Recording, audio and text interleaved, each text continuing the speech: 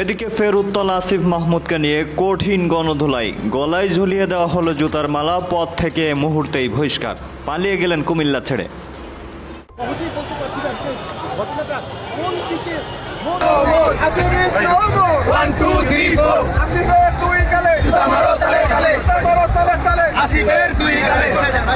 আসিফের দুই গালে জুতো মার। দর্শক যে যেখানে আছেন আশা করি ভালো আছেন। এই মুহূর্তে পাওয়া সব থেকে বড় ব্রেকিং নিউজ, আপনারা শিরোনাম দেখে বুঝতে পেরেছেন সংবাদটি কতটা ইন্টারেস্টিং এবং কতটা গুরুত্বপূর্ণ। দর্শক ঠিকই আপনারা জানেন এইরকম একটি চিত্র, এরকম একটি কাহিনী তৈরি হয়েছিল গত 6 মাস আগে। আসিফ মাহমুদের গলায় জুতার মালা দেওয়া হয়েছিল পিকচারে। দর্শক এবার বাস্তবে রূপ নিয়েছে সেই কল্প কাহিনীটি। কুমিল্লা থেকে সম্পূর্ণভাবে বহিষ্কার, সম্পূর্ণভাবে পদত্যাগ করে তাড়িয়ে দিয়েছে আসিফ মাহমুদকে। দর্শক কি হচ্ছে? দুপুরের পরেই কঠিন অ্যাকশনে সাধারণ জনতা। দর্শক কথা না বাড়িয়ে চলুন সরাসরি স্পট লাইভ দেখে আসে। আশা করি সঙ্গেই থাকবেন, যে সেখানে কি কি চলতেছে আশা করি সঙ্গেই থাকবেন।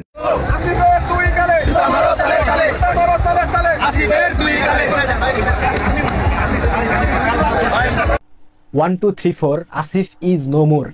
আসিফের দুই গালে জুতো মারো তালে তালে। ভাগ্যের কি নির্মম পরিহাস, মাত্র একটা বছরের ব্যবধানে ডক্টর ইউনূস বাংলাদেশের সব থেকে জনপ্রিয় জননন্দিত একজন ব্যক্তি থেকে মুস্তাকের পর, খন্দকার মুস্তাকের পর বাংলার ইতিহাসে সব থেকে ঘৃণিত ব্যক্তিতে পরিণত হয়েছেন। এবং এই আসিফ মাহমুদ সজীব ভুইয়া, লেগুনার উপদেষ্টা, লেগুনার ড্রাইভার, একটা সময় থানের যেটাকে গণঅভ্যুত্থান বলা হয়, যেটাকে বিপ্লব বলা হয়, সেই বিপ্লবের মহানায়ক ছিল। অথচ মাত্র 11 মাসের ব্যবধানে সেই মানুষগুলা তাদেরকে, তাদের নেতৃত্বে, তাদের পেছনে দাঁড়িয়ে সরকার পতনে সহায়তা করেছিল, সেই মানুষরাই আজকে স্লোগান দিচ্ছে 1 2 3 4 Asif is no more. 1 2 3 4 Asif মাহমুদের ওইটা মার, আসিফ মাহমুদের দুই গালে জুতো মারো তালে তালে। এবং সেই ছবি সামনে রেখে সেটাকে পেটানো হচ্ছে জুতো দিয়ে। জাতির জনককে অপমান করেছিল তোমরা, মনে আছে? তোমরা 32 নাম্বার ভেঙে ফেলেছো, তোমরা অনেক কিছু করেছো যেটা আমরা চেয়ে চেয়ে দেখেছি, কিন্তু কিছু বলি নাই। আজকে ভাগ্যের নির্মম পরিহাস, প্রকৃতি কি চমৎকার ভাবে তোমাদেরকে সেই প্রতিদান দিচ্ছে। প্রকৃতি কখনো ঋণী থাকতে পছন্দ করেন না, সেটা আবারও প্রমাণিত হয়ে গেল। অনেক দর্শক আমার থেকে জানতে চেয়েছেন যে জুলাই সনদ আসলে হবে কিনা, কিংবা জুলাই সনদ পরবর্তী বাংলাদেশের প্রেক্ষাপট কোথায় গিয়ে দাঁড়াবে, কিংবা কি হবে, এই ধরনের একটা কথা আপনারা আমার থেকে জানতে চেয়েছেন। দেখেন, জুলাই সনদ হোক, ইনডেমনিটি দিক, যা মন চাই তাই করুক, এই সরকার যা করবে প্রত্যেকটা কাজ হবে অবৈধ, কারণ এদের সাংবিধানিক কোনো বৈধতা নাই, এদের আইনি কোনো ভিত্তি নাই। নাম্বার 1। নাম্বার 2, জুলাই সনদ করে কিংবা পুলিশ হত্যার ইনডেমনিটি দিয়ে তারা কি রক্ষা পাবে, এই প্রশ্নটা অনেকে করেছেন। তাদের জন্য আমি বলতে চাই, ইনডেমনিটি বঙ্গবন্ধু হত্যার পর 75-এ জিয়াউর রহমানও দিয়েছিল, এবং বঙ্গবন্ধু খুনিদের পুনর্বাসন করেছিল, বিভিন্ন রাষ্ট্রীয় দূতাবাসে তাদেরকে চাপকে দিয়েছিল, তাদেরকে জিয়াউর রহমানের স্ত্রী তাদের গাড়িতে জাতীয় পতাকা উত্তোলন করার সুযোগ দিয়েছিল সেই যুদ্ধ অপরাধী রাজাকারদেরকে, নিজামী মুজাহিদদেরকে। তারপরেও কিন্তু রক্ষা পায় নাই। আওয়ামী লীগ ক্ষমতায় আসার পর ঠিকই বঙ্গবন্ধুর হত্যাকারীদের বিচার করেছে। বাংলাদেশ আওয়ামী লীগ এমন একটা দল, এটার শেকড় একদম অনেক গভীরে প্রথিত, এটার শেকড় উপড়ে ফেলা কোনোভাবেই সম্ভব না। এটা বট গাছ, বট গাছকে কখনো হালকা ঝড়ে কিংবা হালকা ধাক্কায় উপড়ে ফেলা যায় না। আগামী 10 বছর কিংবা 15 বছর কিংবা 20 বছর পর যদি বাংলাদেশ আওয়ামী লীগ বাংলাদেশের ক্ষমতার মসনদে অধিষ্ঠিত হয়, এই জুলাই সনদ, ইনডেমনিটি, এটা সেটা, এখান থেকে এই তথাকথিত জঙ্গিরা, 24-এর রাজাকাররা রক্ষা পাবে, এটা চিন্তা করার কোনো অবকাশ নাই। রক্ষা পাবে না। এদের প্রত্যেকের বাংলাদেশের প্রচলিত আইনের ধারায় বিচার হবে এবং সর্বোচ্চ দণ্ড হবে এদেরকে। এবং পৃথিবীর মানুষ সহ বাংলাদেশের প্রত্যেকটা শ্রেণী পেশার মানুষ চেয়ে চেয়ে দেখবে যে দেশদ্রোহিতার সাজা কতটা ভয়াবহ হতে পারে। অলরেডি এই জুলাই যোদ্ধারা নিজেদের আভ্যন্তরীণ কুণ্ডলের মাধ্যমে তাদের যে গোপন তথ্যগুলা, গোপন সত্যগুলা বের করে দিচ্ছে, এবং সেই জুলাই আগস্টের উত্থান বা জঙ্গি অভ্যুত্থান বা জঙ্গি হামলা যে মেটিকুলাসলি সাজানো ছিল, ডিজাইন করা ছিল সিআইএ মডেলে, আইএসআই মডেলে, এটা তারা প্রকাশ করে দিচ্ছে। সাংবাদিক জুলকার নাইন সাহেব প্রকাশ করতেছে, নাহিদ প্রকাশ করতেছে, আসিফ প্রকাশ করতেছে, এদিকে সাদিক কায়েম শিবিরের যে সভাপতি ঢাকা বিশ্ববিদ্যালয়, সে প্রকাশ করতেছে। এগুলো ধীরে ধীরে আরো সামনে আসবে। যখন আভ্যন্তরীণ কুণ্ডল আরো মাত্রা অতিরিক্ত আকার ধারণ করবে, তখন দেখবেন প্রত্যেকটা বিষয় আপনাদের সামনে একদম জলজন্ত প্রমাণ হয়ে দাঁড়াবে। এখন এই মুহূর্তে এই বাংলাদেশে প্রত্যেকটা পর্যায়ের মানুষ বুঝে গিয়েছে যে সেই জুলাইয়ের তথাকথিত বিপ্লব এটা একটা জঙ্গি অভ্যুত্থান ছিল। এই অভ্যুত্থানের মাধ্যমে বাংলাদেশকে একটা রেডিকালিস্ট গ্রুপের হাতে তুলে দেওয়া হয়েছে।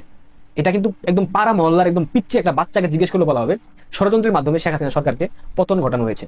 এই শাহবাগের জুলাই যোদ্ধাদেরকে নিয়ে একটা জিনিস আজকে দেখলাম, বিশ্রী একটা অবস্থা। কে কাকে মারতেছে, পুলিশ আইসা পিটাইতেছে, এক শ্রেণীর জুলাই যোদ্ধা আরেক শ্রেণীর জুলাই যোদ্ধাকে পিটাচ্ছে। একজন বলতেছে তারা ভুয়া, অন্যজন বলতেছে এরা ভুয়া, আবার এক পুলিশ বলতেছে হিরোইন খুর।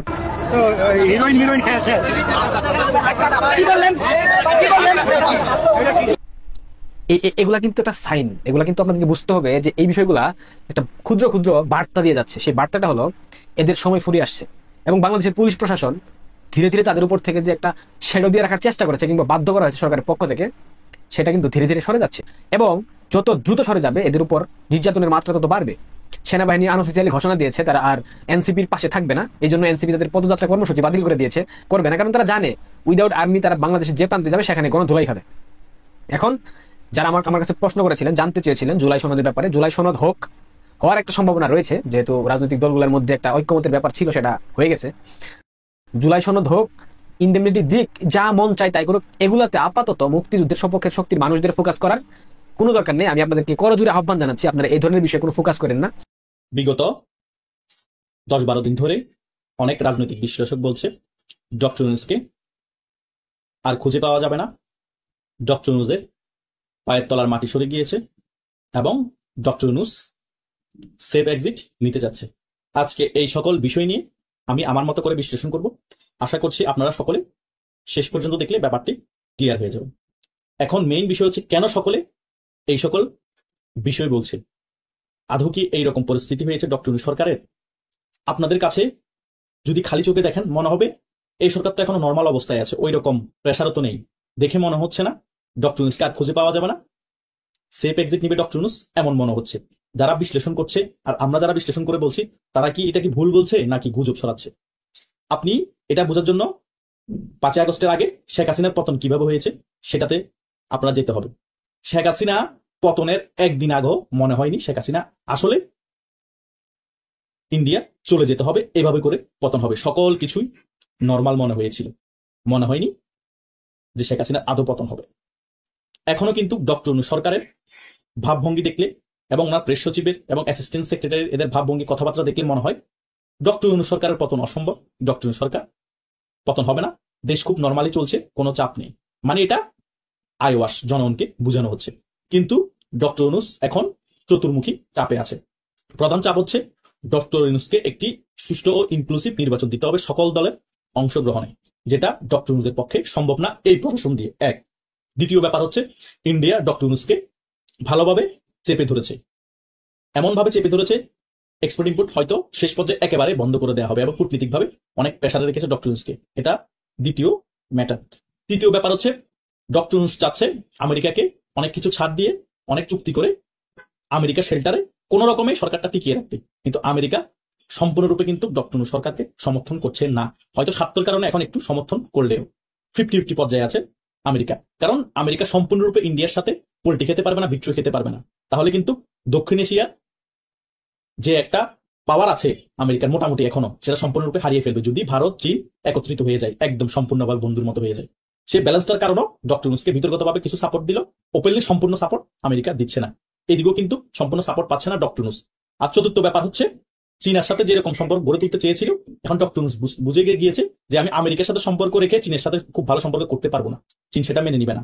এখন আর চীনের সাথে ওই রকম যে একটা ভালো রিলেশন হওয়ার কথা ছিল সেটা কিন্তু নেই, মোটামুটি একটা রিলেশন আছে। এখন তাহলে সম্পূর্ণরূপে ভালো রিলেশন কার সাথে আছে? সম্পূর্ণরূপে ব্রেকিং দিচ্ছে কে?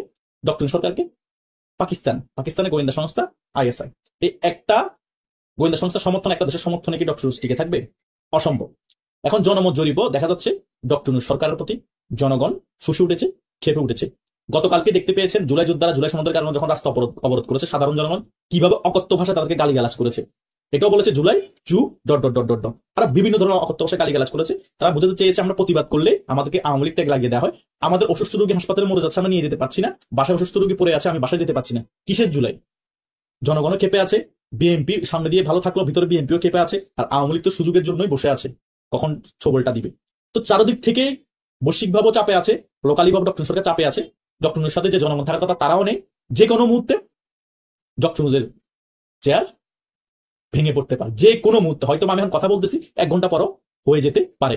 আর কেন হয়ে যেতে পারে তার আরেকটা মূল কারণ হচ্ছে ডক্টর ইউনূস সরকারের মধ্যে যে সকল উপদেষ্টারা আছে তারা সকলেই ডক্টর ইউনূসের এজেন্সির লোক, ওই রকম দক্ষ লোক না। তো মন্ত্রী পরিষদ বলেন, উপদেষ্টা পরিষদও বলেন, ওই রকম এক্সপিরিয়েন্স ওয়ালা লোক না। আবার এইদিকে আসিফ মাহমুদ সম্পূর্ণরূপে ধ্বংস হয়ে গিয়েছে তার রাজনৈতিক ক্যারিয়ার অপকর্ম করার কারণে।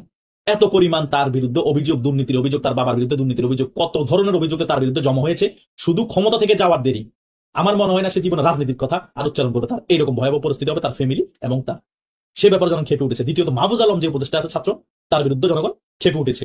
তো দর্শক দেখছিলেন খুব গুরুত্বপূর্ণ আলোচনা এবং খুবই গুরুত্বপূর্ণ প্রতিবেদন। এতক্ষণ আমাদের সাথে থাকার জন্য সবাইকে ধন্যবাদ জানাচ্ছি। দর্শক ধন্যবাদ জানাচ্ছি আজকের আমাদের আলোচক বৃন্দদের, যারা এতক্ষণ আপনাদের সামনে গুরুত্বপূর্ণ আলোচনা ছিল।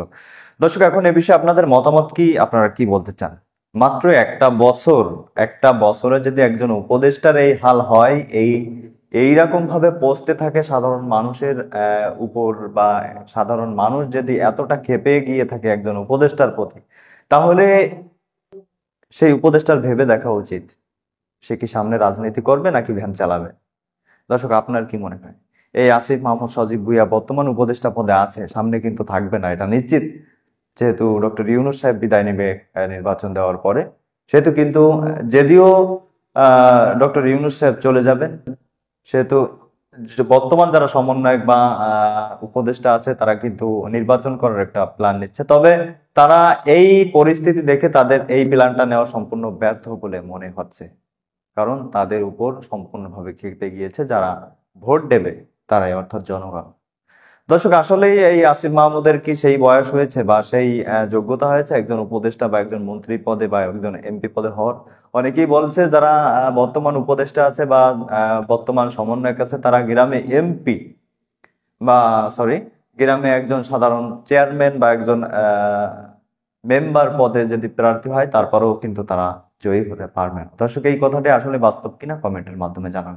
দর্শক শাহবাগে বর্তমান খুব খারাপ অবস্থা, সংবাদটি খুব গুরুত্বপূর্ণ ছিল তাই আপনাদের সামনে তুলে ধরলাম। পরবর্তীতে আসতেছে শাহবাগে পুলিশ শিক্ষার্থী কঠিন ধস্তাধস্তি হয়েছে, কেন্দ্রেই বা আস্তে আস্তে এক দফার দিকে কিন্তু ধাবিত হচ্ছে সরকার বা জনগণ বা জুলাই যোদ্ধারা। দর্শক তা নিয়ে আসতেছে খুবই গুরুত্বপূর্ণ এক্সক্লুসিভ কিছু ভিডিও ফুটেজ, তাই সবাই সেগুলো দেখতে চ্যানেলটি সাবস্ক্রাইব করে রাখুন এবং পাশে রাখা বেল আইকনটি বাজিয়ে দিন এবং এই সংবাদটি শেয়ার করে দিন।